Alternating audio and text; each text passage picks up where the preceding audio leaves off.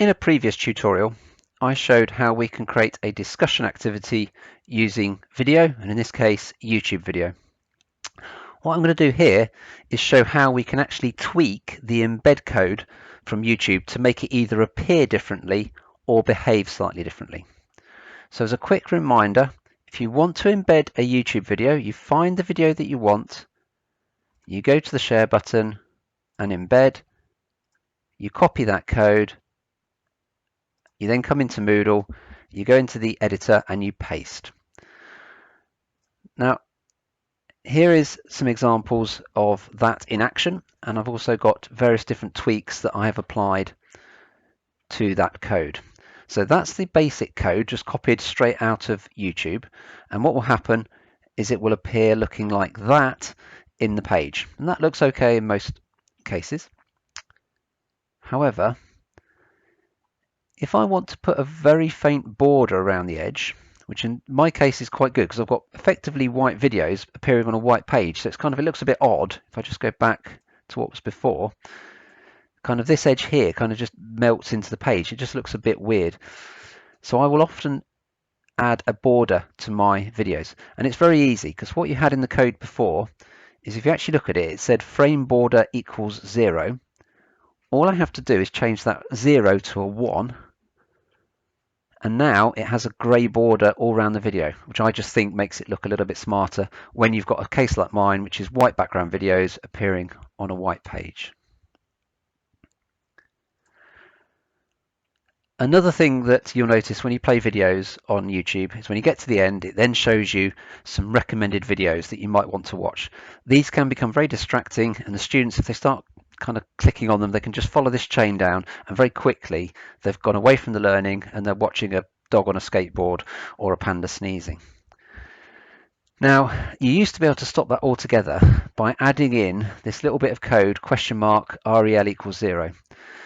YouTube have changed it so that that doesn't quite work the same way that it used to, but what it does do, if you add that in, is it means that the suggested videos that it shows will come from the same channel as the video that you've linked to. So in this case, because it's one of my videos, by adding that code in, the suggested videos are going to be other videos from my channel. So at least I'm showing my videos and it's not other people's videos that I have no control over. So what we do, every YouTube video has a unique 11-digit code, and you will see that in the embed code. So it will change from video to video, but somewhere there will be that 11-digit code.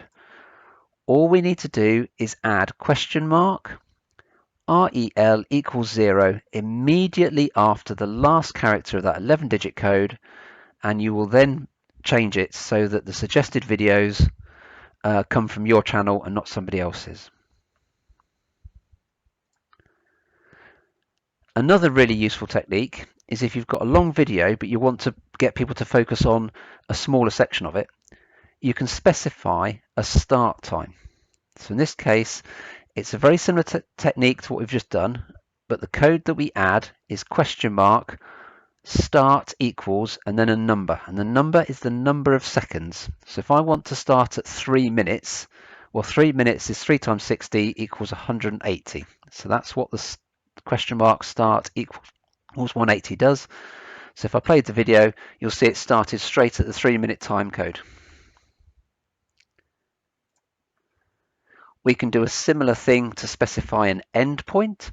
So question mark end equals 240 means that it will start at the beginning of the video and it will end, in this case, at 4 minutes, because 240 seconds is 4 minutes. So if I play, you'll see that there's a little stop marker that's there. Now the students can still go beyond it, they can still click to watch the rest of it, but the default behavior would be to start at the beginning, get to the end, it would then stop when they get to that stop marker. And as I say, they could override it and go beyond it, but this is just giving them a guide that they've seen the main bit that you want them to see.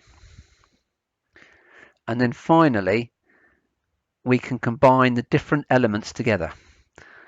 So with the combining, it doesn't matter what order you add them. The first item will have the question mark. So I always do question mark rel equals 0 at the start as the first sort of modification. If I then want to specify a start and or an end time, rather than having the question mark, you have the and sign and then whatever you want. So in this case, I've got and start equals 180. I've then got another and sign and then end equals 240. And I've also set the frame border to be 1. So I've done all 4 modifications in the same video. So now I've got a border around my video. If I play it, it starts at 3 minutes. It would stop at 4 minutes. And when it gets to the end, you'll see here that suggested videos are all my videos rather than somebody else's. Now, just note that YouTube is forever changing the way it behaves. This video was recorded in December 2022. It is possible that in the future these techniques won't quite work exactly as they are. We might need to tweak the way that they behave slightly, because YouTube, as I say, does keep changing the behavior, and also the way that Moodle works may change in the future. So this may go out of date, but at the moment this is working as of December 2022. I'm Dave Foord. If you wish to get in touch, then please look at my contact details on the screen. I'm based in the UK, but I work with organisations all over the globe, providing consultancy, training and resource development services, mainly in the areas of Moodle and Tatara.